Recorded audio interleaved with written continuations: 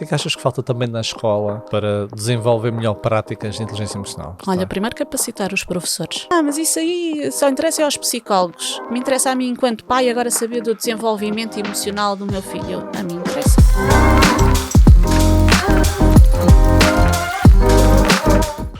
Olá, sejam bem-vindos a mais um episódio de Inteligência Emocional do Podcast. Este é o episódio 72 e estamos aqui com a Liliana Ferreira. E vou apresentar a Liliana para quem ainda não conhece. Obrigado, Liliana, por teres aceito aqui o convite. Obrigada eu, Paulo. Eu é que agradeço esta oportunidade e, obviamente, esta possibilidade de estar aqui a conversar contigo. É sempre muito bom poder ter esta conversa contigo também. Vai ser aqui interessante. Estava aqui a dizer a Liliana em off, agora como também sou pai recente de o Pedro, tem quase 2 anos, à data de hoje, não é? Não sei quando é que vocês vão ver este episódio.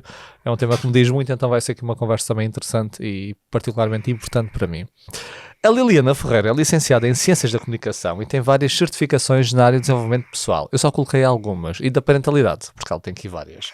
Tal como a certificação em educação parental em disciplina positiva, pela Discipline Positive Association, a certificação internacional de encorajamento e em curso, atualmente, a formação em Coach Teens e Coach Parental, ministrado pela Parent Coaching Brasil, é isso? Exatamente. Boa. Poucos meses depois de ser mãe pela primeira vez, em 2012, por necessidade e crescente paixão pessoal, tu tinhas-me dito isso agora no início, procurou conhecer e aprofundar temáticas ligadas a estas áreas, procurando colocar em prática no dia-a-dia os conceitos e ferramentas de descobrir em livros especializados e formações. E em dezembro de 2017 deu à luz um novo filho, o projeto Emoções à Flor da Mente. É certo? verdade. Já tens quantos filhos? Neste momento, contando com o Emoções, são 3. São 2 meninas e o Emoções. São 2 meninas. Com que idade já? Ora, a mais velha, a Bia, tem 11 e a mais nova, a Laura, tem 7 anos. Bom, 11 e 7. E foi a Bia onde tudo começou, não é? Bom, a Bia é a minha mestra. A tua mestra. Eu acho que cada vez mais é a minha mestra espiritual. Ainda ontem estava a falar um bocadinho com ela à noite e este mês de dezembro é um mês de balanços e depois e também é um ano, este ano foi um ano desafiante para mim porque foi o ano em que foi o primeiro ano de negócio oficial, porque eu até meio, ali quase final do ano passado estava ali numa transição de carreira e este ano foi um ano em que eu me dediquei por inteiro ao Emoções à Flor da Mente como um projeto profissional a tempo inteiro. Parabéns. E portanto estou nesta fase de final de ano a fazer aqui um bocadinho do balanço de como é que as coisas correram e ontem à noite ela estava lá na cama comigo e eu dizia, estou um bocadinho ansiosa com o próximo, porque esta parte do empreendedorismo era algo recente para mim. Isso. Não era? E portanto eu sou muito control freak. O que quer dizer que não saber com o que é que conto deixa-me com alguma ansiedade também. E eu dizia, olha, eu estou-me a sentir um pouco ansiosa porque estou a fazer um balanço, houve coisas que correram muito bem, mas como a mãe não sabe o que é que vai acontecer nos próximos meses, o que é que vai surgir, o que é que não vai surgir, o que é que vai resultar dos planos da mãe, a mãe está a sentir aqui alguma tensão neste final de ano para pôr as coisas em papel para ver o que é que efetivamente vai avançar. E ela dizia, e eu ainda lhe dizia, portanto, às vezes eu fico a pensar, questiono, será que eu fiz bem ter deixado o emprego que eu tinha, que era estável e nos dava um determinado conforto para ter feito esta transição de carreira? E eu dizia-lhe isto e ela dizia, mãe, porquê é que tu mudaste? E eu assim...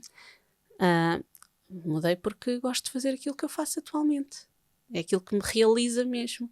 E ela assim, mãe, então tem isso presente, é o teu porquê que importa. E eu assim, 11 anos.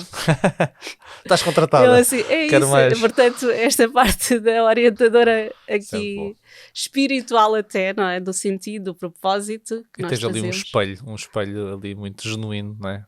Porque eu também sinto isso, sabes? Que é essa questão de, eles são o nosso reflexo. É, completamente. E às vezes em conversas que eu tenho com as pessoas sobre elas, quando elas trazem estas tiradas e dizem de onde é que vem, de onde é que surge? Surge porque surge lá em casa também naturalmente. É isso, vão absorvendo. Elas vão absorvendo. Foi algo que eu já disse. Não é? Foi algo que eu já trouxe lá em casa, o meu porquê de eu fazer aquilo que eu faço. Eu não tomei esta decisão sozinha, eu tomei esta decisão também envolvendo-as a elas, explicando o que é que eu estava a viver na altura que decidi fazer a transição, porque é que para mim era importante, elas apoiaram-me e, portanto, quando eu começo a pensar, será que foi a melhor decisão? Obviamente porque todos nós lidamos com as nossas inseguranças, não é? E temos aqui uma questão de crescimento a fazer também com estes desafios que a vida nos traz.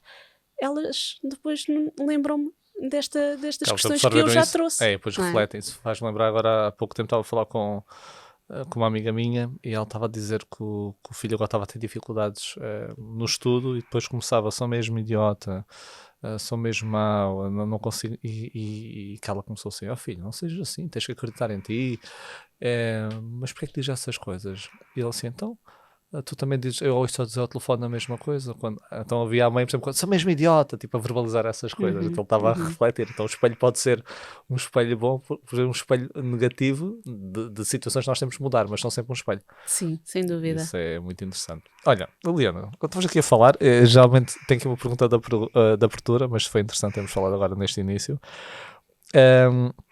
Faço a todos os convidados que é, para ti, qual é a importância das emoções? Olha, para mim tem toda a importância, porque como te dizia ainda antes de iniciarmos a nossa conversa, eu senti a determinada altura que estava a lidar com vários desafios, porque aquilo que eu senti enquanto mãe, enquanto mulher, enquanto profissional, é que eu esticava o meu lençol e ele não dava para cobrir a cama toda que eu tinha, né? Todas as esferas da vida. Eu esforçava-me imenso e começava a sentir aqui uma convulsão. E eu sempre fui muito assim, muito inquieta interiormente.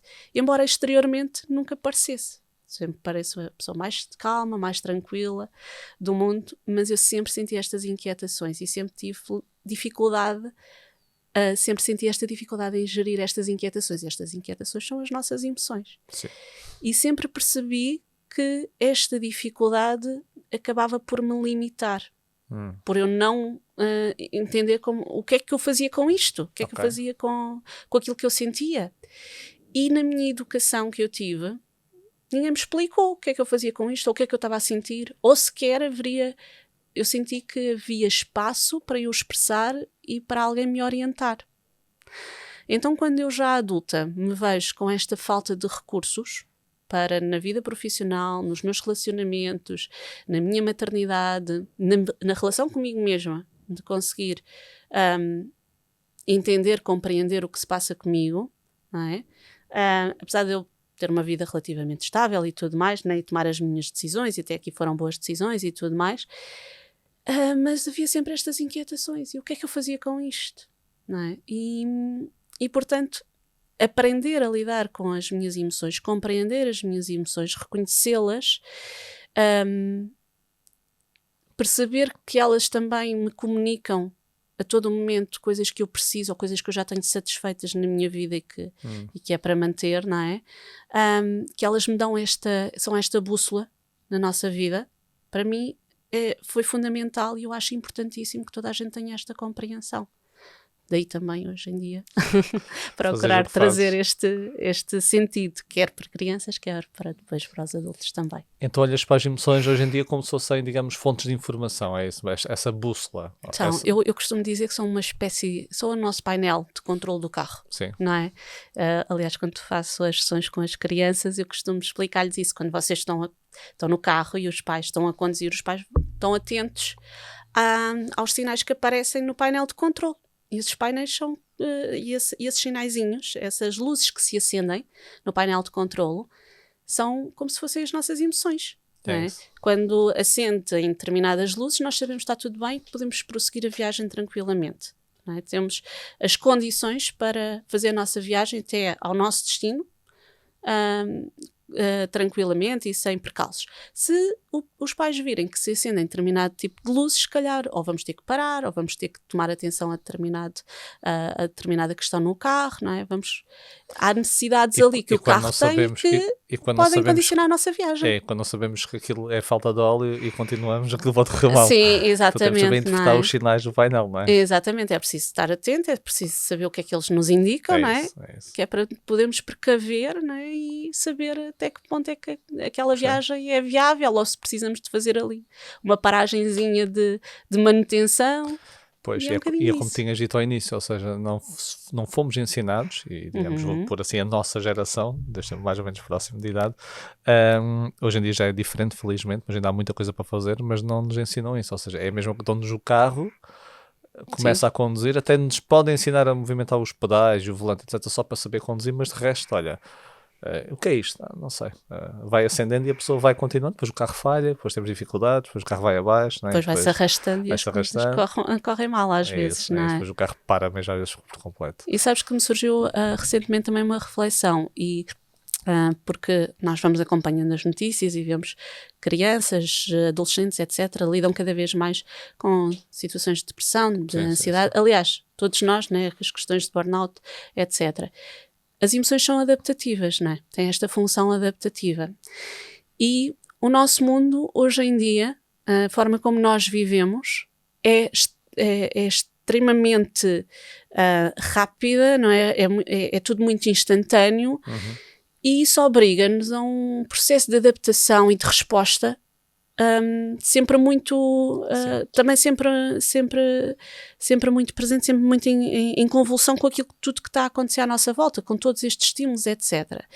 E eu fiquei assim a pensar, como é que nós realmente, as nossas emoções, não é, comunicam-nos esta questão das nossas necessidades, não é? E, portanto, como é que nós não havemos estar a sentir todas estas inquietações, todas estas questões, sendo que não temos feito este trajeto de preparação para saber reconhecer todos estes sinais e saber lidar com eles de uma forma mais positiva e mais construtiva? Como é que nós, na sociedade atual, todos nós, desde crianças até aos mais velhos, não havemos estar a sentir todas estas convulsões emocionais? Sim. É natural. Sim. Porque elas são o sempre próprio contexto... Claro. Elas são iniciadas mais vezes, são mais intensas, depois as emoções têm um fenómeno comparativo. Isso acontece muito nas crianças. Por exemplo, na nossa geração não tínhamos tantos contextos comparativos. Nós agora temos acesso a, sei lá, influencers, aquele aluno que tem excelentes notas, cada vez mais competitivo, e esta competitividade e modo de comparação está sempre a ficar saliente, estão sempre a ficar emoções mais intensas, e acontece o que tu dizes. Pois eu não sei lidar com isto, mais facilmente desgasto. Então é muito importante esta parte. Olha, falaste no projeto, falei eu inicialmente, mas tu já falaste agora no projeto, também já iniciaste, e parabéns, de forma agora mais profissional, ou digamos, é 100% a respirar esse projeto, e emoções à flor da mente, não é? Sim. Fala-nos um pouco sobre esse projeto, em que consiste? Olha, então, o Emoções à Flor da Mente, primeiro foi um presente de Natal, portanto está a fazer anos. Presente de Natal. Foi um presente de Natal do meu marido, que entretanto... eu já lia muito, já procurava muita informação sobre este campo da inteligência emocional, a gestão das emoções, também muito com esta necessidade de aplicar à minha vida familiar, ao meu contexto de maternidade, e eu falava muito sobre estas questões em casa. E eu sou uma pessoa, eu venho da comunicação, né? Eu sou da comunicação e eu adoro escrever. E a determinada altura o meu marido disse, olha, tu interessas tanto por isto e a forma como tu tens de organizar as tuas ideias é escrever, então eu tenho um presente para ti este Natal muito especial. Então basicamente deu-me um cartãozinho onde tinha o domínio da coisa, porque ele já me tinha perguntado, já me tinha sondado, se tivesses um espaço, assim, um blog, como é que lhe chamarias? E não sei o quê. E então eu já tinha feito ali um brainstorming com ele. Pronto, então basicamente tinha a password e tinha o domínio da coisa, e eu assim, ok, agora já tenho um espaço para ir aqui sintetizando as minhas ideias, as minhas experiências, aquilo que eu vou vivendo. Obviamente que depois, quando uma pessoa tem um espaço, né, as pessoas começam a interagir. Eu também senti muita necessidade de, à medida que as pessoas iam interagindo, uma responsabilidade acrescida, não é? Claro, de aprofundar, de trazer mais. Também e obviamente, como eu tenho esta paixão, mesmo que as pessoas não perguntassem, eu ia entregava já mesmo. Ia acabar por entregar mesmo. Então foi assim que ele surgiu, e surgiu como partilha de conteúdos inicialmente, não é? Porque eu trabalhava na área da consultoria de comunicação e, portanto, o tempo não era muito para tudo.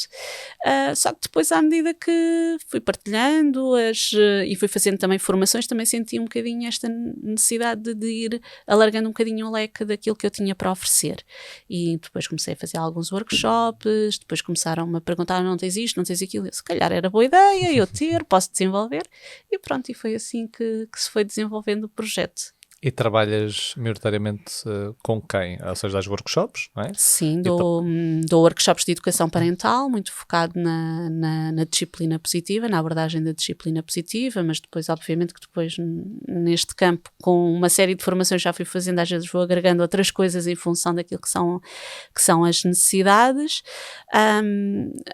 Depois, entretanto, também trabalho com as crianças, faço os programas de educação emocional, em grupo, oficinas em grupo ou então individual também, para quem prefere que o filho Sim. possa ter esse acompanhamento a nível individual, fazer o reconhecimento das emoções base, pelo menos, e depois aquilo que normalmente eu faço é também ver com a família e com a própria criança o que é que ela sente que pode ter mais interesse em aprofundar. Ok. Por exemplo, imagina que é questão de como é que eu lido com a raiva, porque a criança é mais impulsiva, não é? Ou é mais reativa, então trabalhamos ali um bocadinho mais nos recursos e algumas práticas para ela aprender ali a ter alguns elementos de regulação com ela, não é? A questão também, às vezes, a ansiedade de separação, quando eles são mais pequeninos na escola, etc. Às vezes as histórias, os contos, alguma dinâmica que funciona muito bem esse tipo de contos. Por exemplo, eu lembro-me de O Fio Invisível. Há um livro que é O Fio Invisível e eu estava a fazer um programa com uma criança que também, por aquilo que era o histórico dela, né, porque teve muito tempo hospitalizada, etc., ela tinha esta questão da ansiedade de separação muito, muito presente.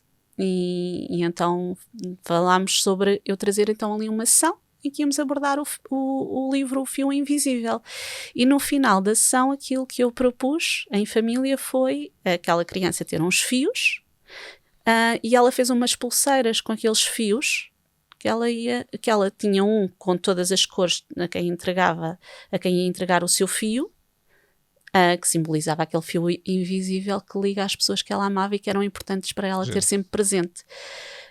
E depois entregava o fio da cor, imagina, o amarelo era a mãe, então entregava à mãe e a mãe também tinha o fiozinho com ela, ou a avó, ou o pai, e são estas coisinhas que parecem muito... mas é para as crianças, para a forma de operar, não é? De operar, ela tinha sempre ali. O fio já não era invisível, ela já era bem presente ali, ela sentia-se muito mais confortável, porque sabia que eu os tinha sempre presente. E é aquela ideia da história. Portanto, é um bocadinho isto. Com as crianças trabalho muito a partir destas questões lúdicas, das histórias, dos jogos, depois com esta brincadeira também de criar jogos, porque hoje em dia já vai havendo muita coisa, não é? Eu sei que inclusive tu tens o teu próprio jogo da inteligência emocional, mas nesta necessidade de trazer recursos lúdicos às crianças, acabei por desenvolver também uma série de jogos, não é? Para trabalhar. Tenho um jogo de tabuleiro para trabalhar com a criança a questão do nojo. E através do jogo de tabuleiro vamos ali criando uma interação para ela me dizer o que é que ela acha nojento, o que é que ela acha que é nojo, porque é que o nojo é bom, etc. E vamos fazendo o jogo e ela vai... É uma espécie de pisa-caca, mas em jogo de tabuleiro. Portanto, então fui criando também estes elementos e hoje em dia também já começo aqui a ver como é que também posso trazer um bocadinho através do projeto para mais pessoas, a mala das emoções, etc. Ou seja, fui começando a criar recursos. Depois também trabalho com os adolescentes, aí um campo um bocadinho diferente, porque é mais a parte... surgiu quando eu fazia as oficinas, fazia num centro de estudos. E eles trabalhavam maioritariamente com adolescentes. E então a dona do espaço disse-me assim, olha Liliana, eu acho que estas coisas que tu trabalhas com as crianças são excelentes e acho que os adolescentes têm muita falta deste tipo de atividades também. Se calhar a abordagem poderia ser diferente, né? Porque eles já não vão com estas histórias e com estes joguinhos, mas podíamos fazer aqui uma coisa diferente. Então eu construí a jornada Teens. E a jornada Teens foi um bocadinho para trazer, primeiro, elementos de descoberta das forças pessoais, dos valores, de perceberem os mitos e as verdades da adolescência, o perfil de aprendizagem, as inteligências múltiplas, portanto trabalho isso tudo com eles, no sentido deles se reconhecerem, a questão dos temperamentos, etc. E depois começamos a trabalhar ali um bocadinho a questão da procrastinação, a ansiedade que é tóxica, a ansiedade que é impulsionadora, não é? Para eles começarem a distinguir um bocadinho isso, motivação, formas de organização de estudo. Pronto, então faço ali uma jornada. Essa é uma abordagem, digamos, mais holística em termos de conteúdo, que seja mais ajustado a eles. Procuro também, obviamente, trazer aqui sempre muita prática, um sentido muito também, alguma ludicidade, né? Também para eles se sentirem, se for uma coisa muito teórica, né? Sim, não pode ser só didática em termos teóricos, é aborrecido também. Trabalhamos também a autorresponsabilidade, etc. Pronto. E nas escolas, o que é que achas que é sempre aquele tema, trabalhos então com crianças, adolescentes, eles são estudantes, o que é que achas que falta também na escola para desenvolver melhor práticas de inteligência emocional? O que é que achas que Olha, primeiro capacitar os professores. Os próprios professores. Exatamente, porque quando eu vou às escolas e quando eu levo estes conteúdos às escolas, acho que até ao final do pré-escolar existe essa preocupação, não é? Porque é inerente um bocadinho ali àquilo que são os objetivos do próprio programa do pré-escolar. Quando se passa para o primeiro ciclo, estas questões já estão um bocadinho mais... são quase optativas. São à margem, sim. Estão ali aquelas brincadeiras que se fazem de vez em quando, mas não é nada formal, não é? É isso. Por acaso foi interessante, porque agora recentemente eu estive a ver os critérios de avaliação, por exemplo, do agrupamento de escolas onde está a minha filha, e aparecia lá nos critérios essa valência das competências socioemocionais. E eu mandei um e-mail a perguntar como é que isso era. Sim, na prática. Na prática, porque eu ia às escolas, e aliás eu ano passado estive a fazer as AECs de Educação Emocional nas escolas do agrupamento, e quando eu ia às escolas, falava com os professores, etc., eles ficavam interessados naquilo que eu estava a trazer para as crianças porque eles não tinham nada disso. Aliás, continuava, quando eu faço os workshops, por exemplo, faço só um workshop que é a viagem pelas emoções, que é só da apresentação assim, geral das emoções, e vou à escola e apresento às turmas, e quando eu pergunto, há emoções boas e emoções más? Que é uma questão muito básica, e eu peço também aos professores para responderem, não é? Aos professores, aos adultos que estão em sala também. E sistematicamente eles continuam a considerar que há emoções boas e há emoções más. Com agradável e desagradável. Sim, exatamente. Que há emoções positivas, há emoções negativas. Sim. Portanto, e eu disse assim, isso quer dizer que mau são aquelas emoções que nós não devemos sentir. E eles sistematicamente continuam a dizer que sim. E eu disse assim, pois é, quando nós temos professores que ainda fazem esta observação, como é que nós vamos avaliar se as crianças estão a desenvolver uma boa educação emocional, um bom desenvolvimento de competências socioemocionais, se na base nós continuamos a considerar que há emoções erradas? Ou seja, assumem um pressuposto quase de senso comum, não é? E não com base em evidência que existe hoje em dia. Exatamente. Portanto, falta essa capacitação dos professores e depois falta trazer este conteúdo de uma forma muito mais formal. Concordo. Porque efetivamente as emoções têm uma grande preponderância na nossa vida, nas nossas escolas, nas nossas escolhas, na aprendizagem. Na própria aprendizagem. Está e inerente. portanto, enquanto nós não dermos, enquanto continuarmos a achar que são soft skills e portanto é uma coisinha é uma brincadeirazinha que se faz de vez em quando e não assumimos a importância. Nós não podemos colocar, olha, as emoções agora neste contexto não são importantes, mas nós estamos a sentir emoções constantemente, como é que não são importantes? Mas as crianças bloqueiam quando têm uma prova à frente, não sabem o que fazer quando se sentem ansiosas, ansiedade, a frustração, quando são vítimas, por exemplo, bullying, o desespero, a tristeza, o medo, tudo isso, né? Ou seja, está presente em tudo, nas interações, naquele desconforto diário, assim, é por isso que não desconforto que vivem na escola, às vezes que trazem de casa, que trazem de outros ambientes, e quando nós não estamos atentos a isso e não aprendemos a identificar com a criança e a ajudá-la a gerir essas questões, não é? Obviamente que isso vai ter impacto na aprendizagem, na forma como se relaciona, na forma como se comporta, nos pensamentos que tem.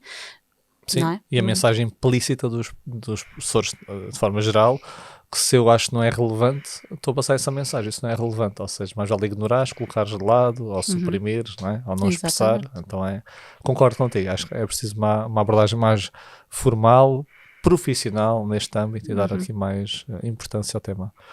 E pais, quais achas que são os maiores desafios de trabalhar com pais em lidar com as emoções dos filhos? Eu sei que isto é muito geral, mas os maiores desafios que tu encontras? Olha, é assim, primeiro é gerirem as suas próprias emoções. Quando o filho não está, Porque é assim, não está no seu melhor a estado. criança, até por todas as condicionantes dela de desenvolvimento, até cerebral, não é?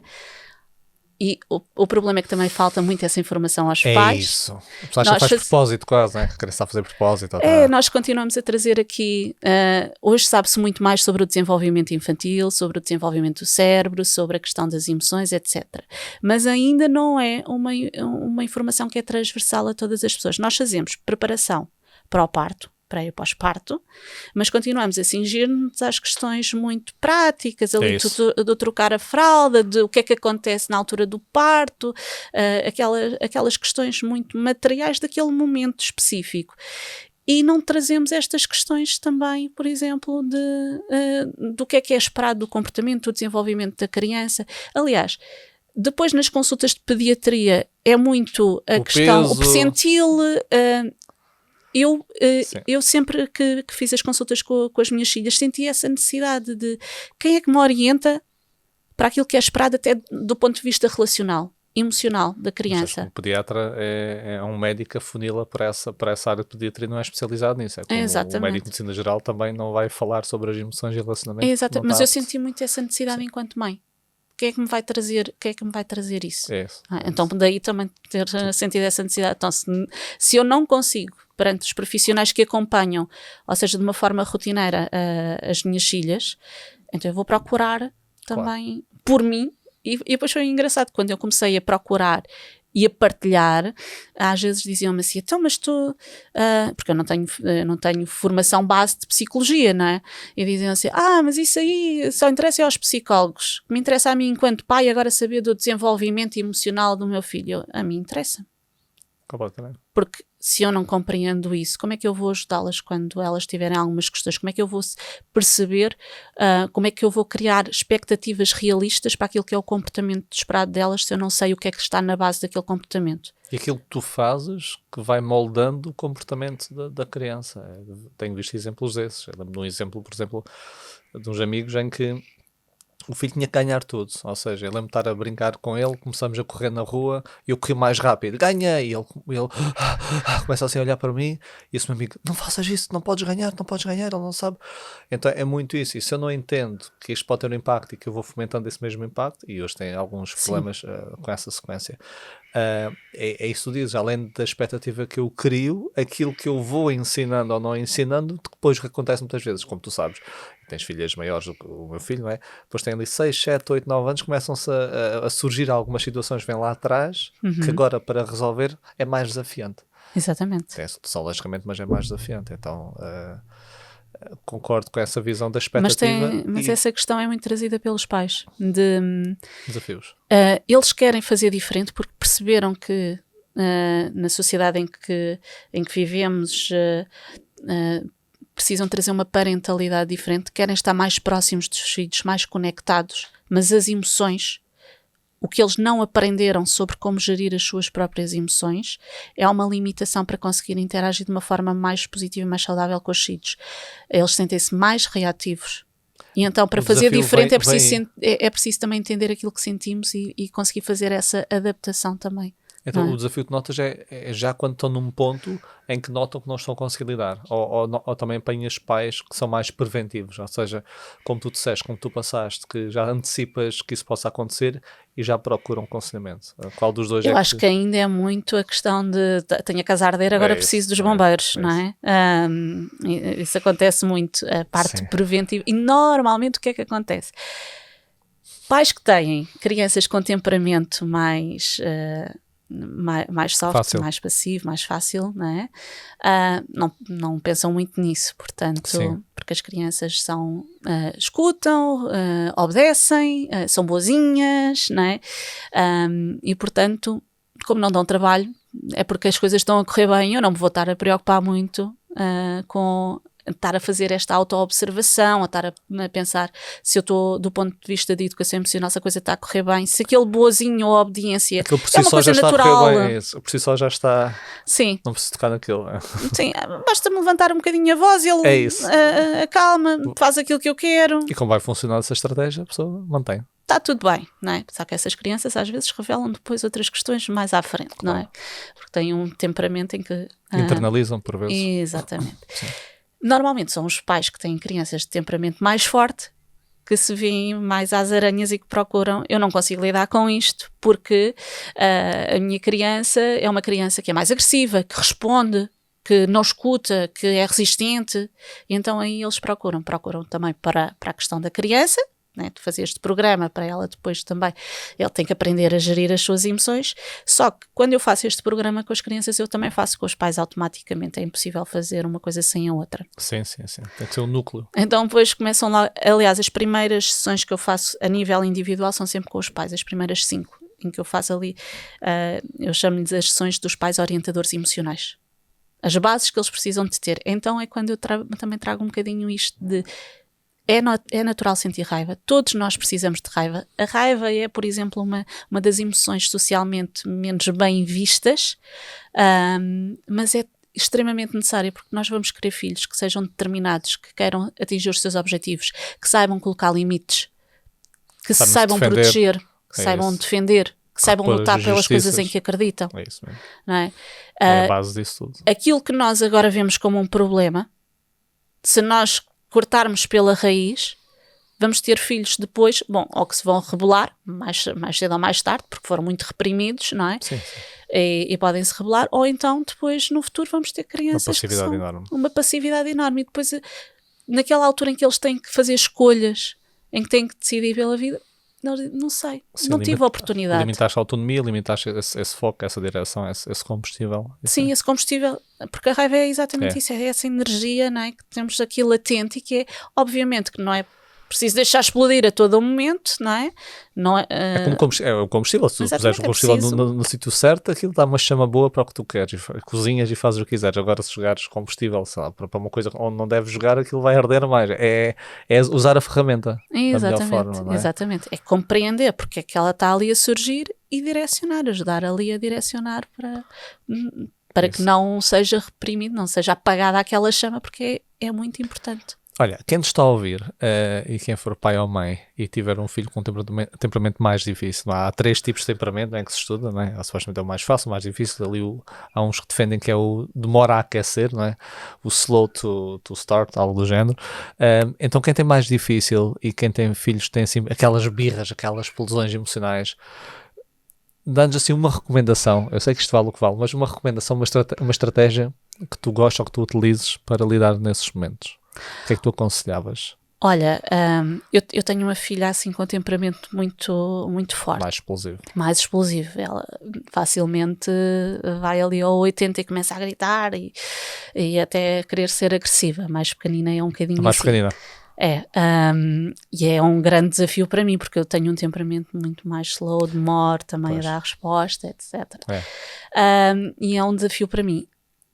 Eu utilizava há um tempo atrás, começava primeiro, ela não gosta que lhe toquem, é preciso nós percebermos. Respeitar isso. Também. É respeitar isso.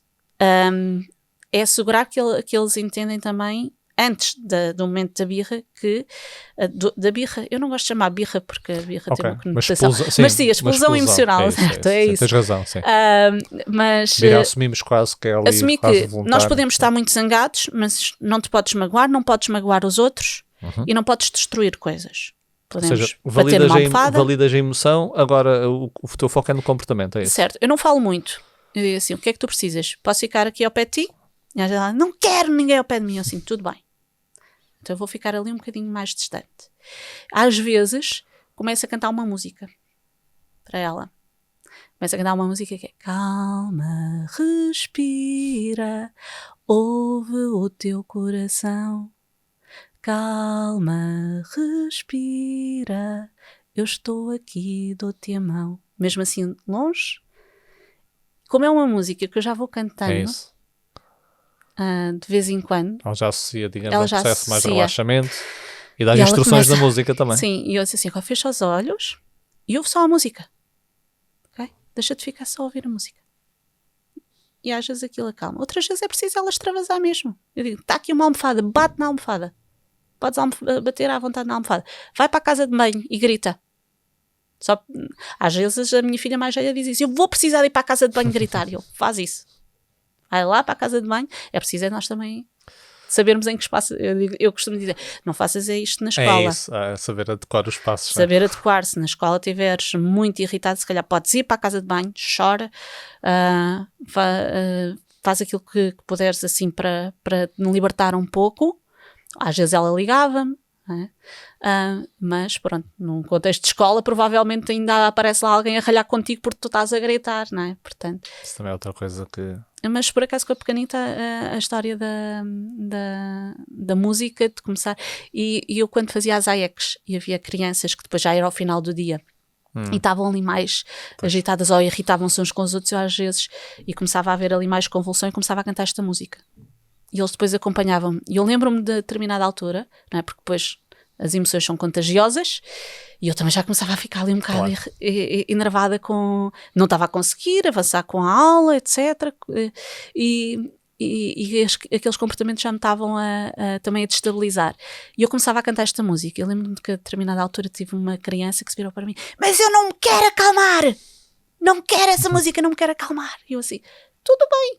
Eu não estou a cantar para ti, eu estou a cantar para mim. E ele ficou assim a olhar para mim, sentou-se, e a determinada altura já estava toda a gente a cantar, acalmou, porque depois também eu não estou baixinho, regula. Vais conduzindo a expressão, a intensidade da emoção. Então eles já sabiam, quando eu começava a cantar esta música é porque era preciso acalmar, estava ali muita agitação, muita efervescência das emoções, e era preciso ali acalmar um bocadinho para conseguirmos conduzir depois o resto das atividades. Gostei. E os pais? Porque muitas vezes, imagina, estás a dar o espaço à criança, ela está a libertar, dás a almofada, dás um espaço seguro onde ela pode ir, conduzes com uma música, mas muitas vezes tu deves ouvir isso, também ouço que é, ok, mas eu naquele momento eu estou fora de mim, está ali aos berros e não se cala e está-me a enervar. São pensamentos que estão a alimentar o próprio pai ou mãe ficar irritado com a situação. Que conselho é que dás aos pais, olha, para não ficarem ou não serem tão levados para aquela expressão emocional? Costuma-se falar no time out, mas eu falo no time in, que é perceber o que é que eu estou a sentir naquele momento e também ter essa noção de que eu tenho os meus próprios gatilhos e tenho os meus próprios limites, não é? E quando eu sinto que já estou... Primeiro eu costumo... sabes a história do cérebro na palma da mão? Sim. Eu costumo lembrar-me, porque explico isso às minhas filhas, explico isso aos meus alunos, e quando faço sessões com os pais também lhes explico isso, e costumo dizer, quando vocês se Podes sentem... explicar para quem nos está a ouvir. Ok, então é assim. O Dr. Daniel Siegel fala-nos do cérebro da palma da mão, né? Quando nós temos o cérebro regulado, portanto, com o nosso córtex a ser capaz de regular as nossas emoções, é como se o nosso cérebro estivesse assim, não é? Então quem nos está a ouvir, nós temos o YouTube e podcast só de áudio, então... Então vamos cá ver. A mão, quando está totalmente fechada, assim com o punho fechado, não é? E a parte dos 4 dedos aqui sobrepor-se ao polegar, é como se fosse o nosso cérebro integrado. Portanto, o nosso cérebro a funcionar de uma forma regulada, em que a nossa parte racional consegue regular a nossa parte emocional.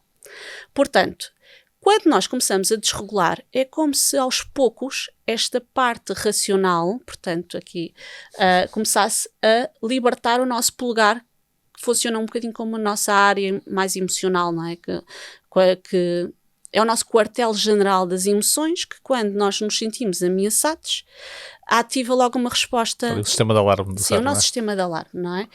E então esta parte racional começa a levantar-se aos poucos, quase como se fôssemos abrir a mão, não é? Totalmente. E a libertar esta parte do polegar, que é a parte emocional, que fica em autogestão. E é esta parte. Solto, a parte racional demite-se do seu trabalho momentaneamente. Não estou para isto, não consigo lidar. E eu costumo dizer às crianças que quando nós temos a mão totalmente aberta, portanto com os 4 dedos ali espetados, é a mão dragão. Nunca tinha ouvido. É quando nós nos transformamos em dragões. E os dragões são capazes de... Os répteis comem as suas crias, não é? A terminar. Portanto, nós estamos capazes disso. Nós não queremos chegar aí.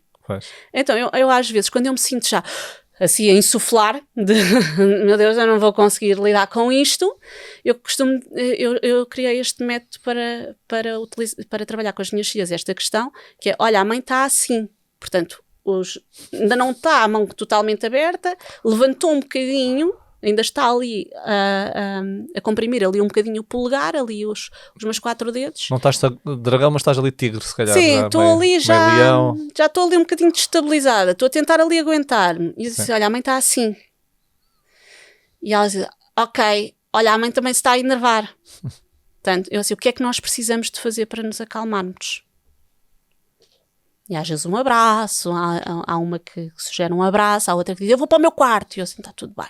Então vai para o teu quarto, depois já falamos.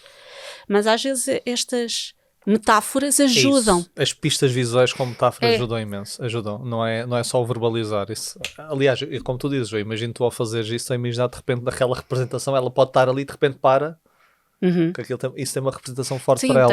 Porque eu digo assim, olha, a mãe já está assim, e eu já estou a ver que tu estás assim, também já estás muito alterada, portanto a mão dela já está totalmente aberta. Eu ainda te consigo ajudar, mas não sei por quanto tempo, portanto vamos precisar as duas aqui de nos acalmarmos. Às vezes eu pergunto, queres beber água? Queres ir um bocadinho à rua? À varanda? Às vezes apanhar ar? Isso, ótimo. Também faço às vezes a roda das escolhas da raiva com elas. Pronto, tenho ali uma série de estratégias. Roda das escolhas da raiva. Nós fazemos assim, temos assim um círculo e depois eu divido o círculo em várias fatias. Obviamente isto faz não é quando a criança está alterada. Claro, sim, quando está. É preventivo, lá está. Tudo isto é muito preventivo, é muito educação. É uma emoção, uma pergunta que eu tenho depois para ti, mas estou curioso com essa. E eu depois pergunto, e depois nós fazemos assim, eu pergunto-lhes, olha, quando tu estás muito enervada, quando estás muito irritada, o que é que te ajuda a acalmar? E ela depois, ou metem desenhos, ou escrevem, coisas que ajudam a elas mesmas a acalmarem-se. Proativamente pensa em coisas ou tens, por exemplo, uma lista de coisas prévias? Tenho, porque lá está, como trago isto ao nível da educação emocional, eu tenho ali uma lista de coisas que nós poderíamos fazer. E depois a criança pode adicionar alguma coisa. E eu digo, tens aqui estas, mas tu tens que perceber o que é que funciona para ti. Por exemplo, eu não tenho lá a música tenho a ouvir música, mas não tenho esta música. E esta música, às vezes, já tenho a mais pequenina de vez em quando diz, mãe, canta-me aquela música. E eu canto-lhe a música, porque para ela resulta, não é? E então elas também têm a rodinha das escolhas da raiva. Assim, queres pegar na tua roda e escolher qualquer coisa daquela roda que pode te ajudar neste momento? E é uma possibilidade. Termos estes recursos, não é? Não quer dizer que isto vai correr sempre tudo bem. É que está. Mas quer dizer que nós estamos a dar caminhos.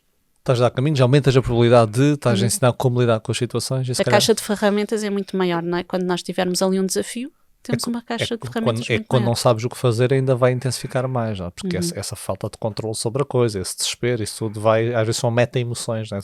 E eu, enquanto mãe, também faço uma coisa, que é, nós também podemos ter mantras. Não é? Na nossa cabeça, e eu costumo dizer, um mantra que eu costumo trazer é, eu sou a adulta da relação, eu sou o cérebro maduro da relação. Sim. Portanto, elas precisam de mim. É isso. Eu não posso estar à espera que sejam elas a conseguir controlar o seu comportamento, controlar as emoções, que nem é possível gerir, não é? Mas eu não posso estar à espera que sejam elas a dar esse passo. É isso. Tem que ser eu a dar esse passo. Portanto, eu quando começo a sentir-me assim mais efervescer perante o comportamento delas e a querer que elas parem, não são elas que vão ter que parar, sou eu que vou ter que saber gerir aquilo. E lembrar-me disto, que eu sou o cérebro maduro da relação, faz pensar, ok, que possibilidades é que eu tenho? Então.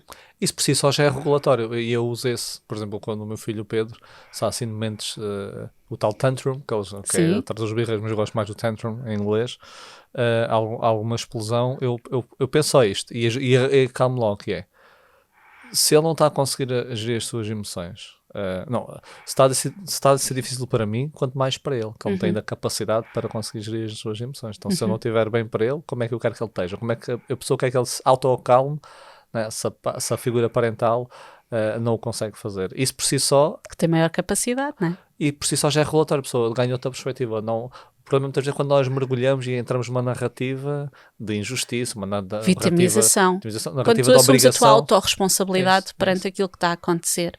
e percebes que és tu que tens melhores recursos para gerir aquilo. É verdade, então, se não tem recursos, o cérebro não está completamente ainda amadurecido para conseguir regular isso. Então, estamos a pôr o ónus no lado de lá. Ou seja, quando nós é que não estamos a conseguir. Sim, estamos a tirar a água do capote, a sacudir e dizer o problema é da criança. Não, o problema, se calhar somos nós que não temos recursos suficientes. Só que isto também não se consegue de um dia para o outro. Claro, é um as competências constante. São treinadas, há um caminho a fazer, não é? Portanto, e não tornamos robôs. Nas minhas formações, quando falo em inteligência emocional, é sempre há 3 pontos que nós vamos melhorando, vamos vendo melhorias, que é a frequência. A frequência é o número de, vamos por explosões que eu tenho, a frequência vai diminuindo, a intensidade, em regra a intensidade vai diminuindo também, e o tempo de recuperação vai encurtando. Aquele tempo, não é, que a pessoa recupera dessa explosão vai sendo cada vez mais curto. Agora, nós nunca conseguimos ter tudo a zeros, não é? 0 de frequência, 0 de intensidade e tempo a 0, ou seja, exatamente. Sinto mal e recupero logo. Agora, é trabalharmos nestas 3 variáveis cada vez mais para este 0, mas nunca chegamos a 0. E acho que isso é importante termos em mente, porque por vezes quando falamos disso é como disseste, mas eu nunca, nem sempre vai dar. Claro que nem sempre vai dar, mas vai dar mais vezes. Sim, à medida que tu vais fazendo mais consistentemente, não é? É isso. E depois é assim, também, os nossos filhos não precisam de pais perfeitos. Claro, é isso, não é? É a questão. E na imperfeição eles também aprendem e nós também temos margem para evoluir, para aprender. E aquilo que eu costumo dizer é, porque eu faço workshops e trabalho com as famílias, etc., de educação parental, eu não sou uma mãe perfeita nem espero vir a ser. Aliás, isso é um ônus pesadíssimo para os nossos filhos, não é? Claro. Viverem com pais que nunca se alteram, que parece que fazem tudo perfeito. É pior para eles. Eles vão sentir-se completamente desadequados e onde é que eles vão meter as imperfeições deles? Numa casa onde tudo é perfeito. Não dá. Sim. Então a questão é, quando eu erro, o que é que eu faço com o meu erro? O que é que eu aprendo a partir daí? Porque é a modelagem que eles aprendem. Se tu fores perfeito, qual é que eles modelam? Sim. Também, é isso. Olha, e tu estavas a falar da parte preventiva, eu estava-te a perguntar na parte reativa, e na preventiva, diz-nos lá uma forma que tu ajudas as crianças a identificarem e a reconhecerem as suas emoções. Tu até falaste da jornada das emoções. Eu faço a viagem pelas emoções. A viagem pelas emoções, essa jornada de viagem. Sim. Diz lá assim uma forma que tu ajudas as crianças, eu quando digo crianças depende da faixa etária, eu sei, mas podes escolher uma faixa etária, mas que ajudes a reconhecer e entender as suas emoções. Olha, para cada emoção eu normalmente faço trago uma série de atividades. Uma delas tem a ver com como é que sinais é que elas nos manifestam no corpo as emoções, não é? E então nessa situação eu normalmente trago um bonequinho, um contorno de um corpo de uma criança e quando faço as sessões em grupo as crianças vão trazendo onde é que elas sentem aquela emoção e vão sinalizando no corpo. É o mapa dos sentimentos corporais, não é? Exato.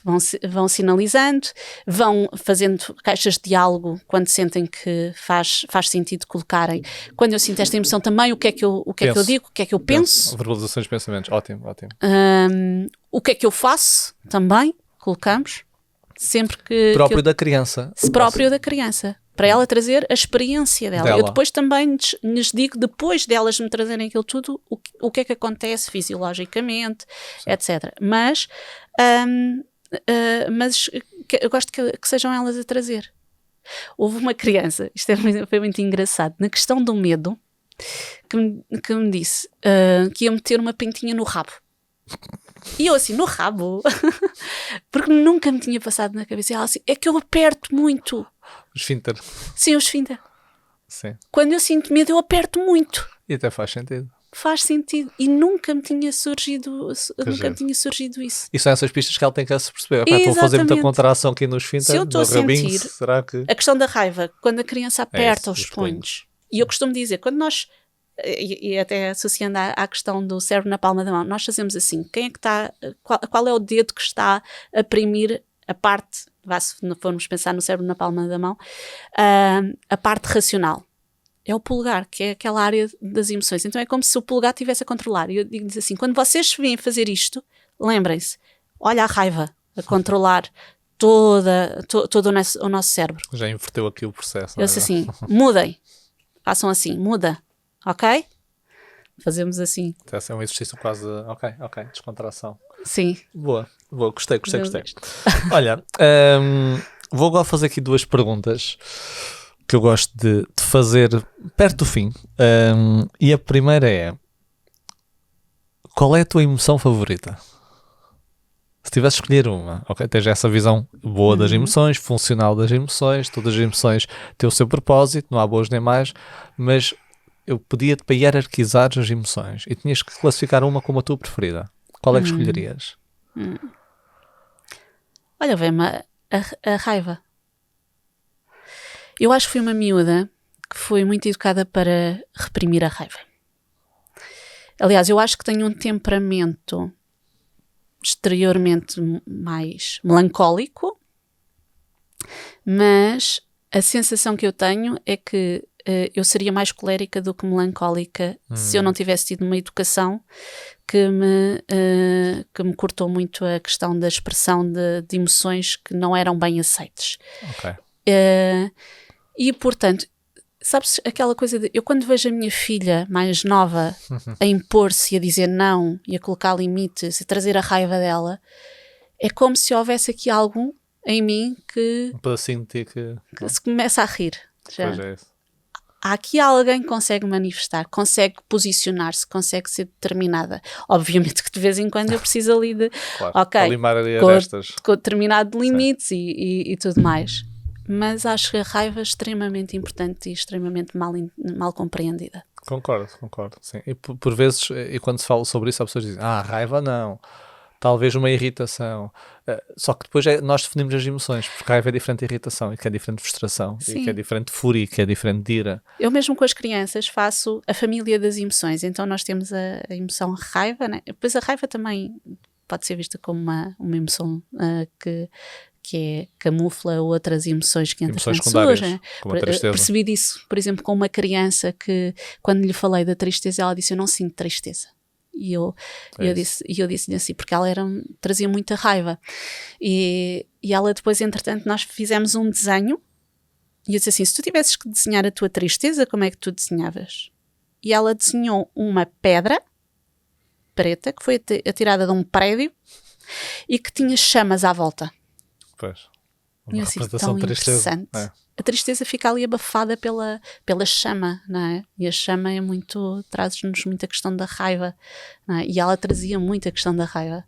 E portanto achei isso muito interessante. Porque é o que estavas a dizer sempre, as emoções são funcionais, são adaptativas, mas podem não estar a ser, e nomeadamente quando serve de emoção secundária não é adaptativo, logicamente está a servir de defesa para a pessoa, mas não está a ser adaptativo para o que vem a seguir, quando a emoção é demasiado intensa para a situação, quando ela foi iniciada num contexto e estás a transportar para outro, ou seja, e acontece, nós no trabalho irritamos e transportamos para casa, não está a ser adequada em casa, e essa, como tu disseste, que as emoções secundárias é uma das áreas onde a raiva não está a ser tão adaptativa. Mas depois, por exemplo, trago também a questão da família das emoções, como eu estava a dizer, e no caso da raiva... Falas de 5? Falas de quantas? Normalmente na viagem pelas emoções falo de... espera aí, a ver se eu não me esqueço. Falo do medo, da raiva. São as do divertidamente. O acrónimo Marta, já ouviste falar? Não. O acrónimo Marta usa-se muito, que é medo, alegria, raiva, tristeza e aversão, que é o nojo. Marta. Sim. São 5. Mas depois acabo sempre a falar no amor, se bem que o amor acaba por... Há quem classifica, há quem classificam grupos de emoções também. Sim. Amor, afeto, carinho, estão tudo dentro do amor. Acabo com o amor porque acho que acho que eu costumo-lhes dizer que o amor acaba por ser ali um conjunto de várias emoções e ações, etc., que eu costumo trazer no final para fechar a viagem. Mas pronto, na viagem acabo por trabalhar as do divertidamente, e o amor trago pelo ping-pong. O ping-pong é... O elefante. Não sei se já reparaste, mas o elefante tem um coração. No final da tromba é um coraçãozinho. Não tinha percebido, já não revejo a animação há algum então tempo, eu trago sempre, porque é a expressão do amor, porque ele abdica. Eu até trago aquela parte em que eles estão no foguete e ele quer que a alegria consiga chegar, e ele abdica. Porque ama tanto a Riley, este amor, que se sacrifica pela Riley. E então eu costumo trazer também essa ideia de... É esta abnegação, não é? Nós entregarmos pelo outro, E estavas a falar da raiva, quando estavas a falar... E quando estava a falar da raiva, eu trago uma dinâmica para as crianças que é o vulcãozinho da raiva, para elas perceberem que a raiva tem um estado evolutivo, não é? Que começa com uma inquietação, aborrecimento sim, depois uma irritação, depois aquela irritação já começa a aumentar de tom, até que nós chegamos a um momento de explosão e depois de confusão, de tristeza e arrependimento. Portanto, fazemos assim o ciclo para eles perceberem o que é que acontece ao vulcão. Então tenho várias imagens do vulcãozinho, primeiro assim todo contente, e depois começa ali a sentir umas inquietações até que explode, não é? E depois assim muito triste e tudo mais, para eles perceberem que depois há a intensificação. Em função da intensificação e da duração da emoção, nós podemos também atribuir outros nomes que são as fúrias, os ódios, É isso mesmo. E também às vezes da avaliação que fazemos, por exemplo, a irritação, que é diferente de raiva, não é? Ou seja, a raiva muitas vezes atribui algum tipo de intenção, às vezes negativa à situação, ou que causa dano. Irritação não precisa causar dano. Irritação é, tens um desejo, não está a ser satisfeito, ficas irritada. Então também é giro ver essas nuances das emoções. É tal literacia emocional que também ajuda, ok, estou a sentir isto, afinal estou a sentir aquilo, ou como disseste, o processo evolutivo, eu estou aqui, e entendendo que estou aqui, pode o vulcão começar a entrar em erupção, vou tentar que não entre em erupção. Isso é interessante ter esse caminho visual. Então, emoção favorita, raiva. Ok, gostei. Agora, se tivesses que te livrar de uma emoção, qual seria a emoção que te irias livrar? Tinhas que tirar essa emoção da tua vida, por completo. É muito difícil, porque lá está, quando uma pessoa sabe mas que elas obrigada. são todas importantes. Era assim, é aquela, ou tiras uma ou tiras todas as emoções, não tens escolha. É assim. muito, eu automaticamente diria o medo, não é? Mas eu também sei que nós precisamos do medo, mas aquele medo que nos limita, porque eu sinto muito isso, não é? Sinto muito essa questão de quando eu me sinto insegura, quando me sinto com medo, eu às vezes bloqueio. Isso. E fico confusa e já não sei o que é que hei de fazer. Lá está uma pessoa que é control freak, né? E que depois o medo, quando chega ao medo... O medo assenta na insegurança, na incerteza, né? E vocês control freak com incerteza e insegurança não funciona muito bem. Portanto, a coisa não funciona muito bem e eu livrava-me facilmente dessa parte, mas eu também sei a importância que o medo tem, né? De cautelar determinado tipo de questões, para nós também fazermos o percurso em segurança. Portanto, há uma linha que separa a estupidez, né, da coragem, portanto, e nós para termos coragem precisamos desse medo também, portanto. Então separavas parte do medo. É aquela parte em que o medo já está demasiado intensificado e que nos bloqueia. Então se calhar já assim mais um pânico, se calhar assim mais... Aquela ansiedade tóxica que nos faz ficar ali paralisados. É isso, ok. Pode ser assim um medo, mas a sua fatia mais intensa. Então, fatia mais intensa, sim. Pode ser, eu aceito, excepcionalmente aceito. Liliana, por fim, onde é que os nossos ouvintes te podem encontrar e ver o teu trabalho? Olha, encontram-me nas redes sociais, através do Emoções à Flor da Mente. Emoções à Flor da Mente. Emoções à Flor da Mente. Há muita questão depois de confundirem com emoções à flor da pele, mas não é por acaso que é à flor da mente, porque lá está, temos aquela coisa de emoções no coração, mente a parte racional, mas não tudo acontece cá, na nossa mente, não é? Sim. E portanto daí o emoções à flor da mente, porque é onde tudo acontece. Portanto estou nas redes sociais, Instagram, YouTube, Facebook, tenho uma newsletter, tenho um grupo de WhatsApp onde partilho também caminhos de conexão para a família, sempre muito orientado aqui para práticas simples e onde as pessoas podem ir buscar ali algumas ideias para cultivar mais esta conexão em família, validar as emoções em família. Então, emoções à flor da mente, se escreverem isso no YouTube ou se escreverem no Instagram, encontram. Sim, facilmente. Então, também tenho o blog, mas o blog agora, lá está, que foi onde começou, mas estou a procurar fazer transição para o site, então tem estado ali um bocadinho mais... Está mais pausado. Está pausado. Eu consultei o blog agora há 2 ou 3 dias. Não tenho estado porque lá está, depois vou alimentando as outras redes e como preciso fazer transição para um site... É isso. Então tem estado ali pausado para fazer essa transição. Já ainda não está feito o site? Ainda não está. Ok, senão depois, mas diz lá qual é que vai ficar o domínio do site? É emoções à flor da mente? Ser emoçõesaflordamente.pt. Pronto, ótimo. Liliana. Só que como sou assim one woman show a fazer isto É isso, tudo, a pessoa tudo, não é? Preparas a portanto, festa, jogas não dá as canas, para tudo. apanhas. É um bocadinho isso, para já ainda é assim. Claro, Portanto, não dá para tudo. Mas como este episódio fica intemporal, de certeza que quando virem daqui uns meses e um ano já vão lá consolar, já está lá. Já lá está. Mas de qualquer forma, pronto. Tem sempre como me encontrar através das redes sociais. Sim, pesquisa em Emoções de Alfor da Mente, consegue encontrar. É exatamente, facilmente. Liliana, olha, foi um prazer, não nos conhecíamos ainda aqui em termos de conversa, gostei muito mesmo, e parabéns pelo teu percurso. Muito obrigada, e muitos parabéns também pelo teu percurso, tenho acompanhado ao longo dos anos e portanto também é sempre uma inspiração para mim. Obrigado. Obrigada. E obrigado a todos os nossos ouvintes e vemos no próximo episódio. Até lá.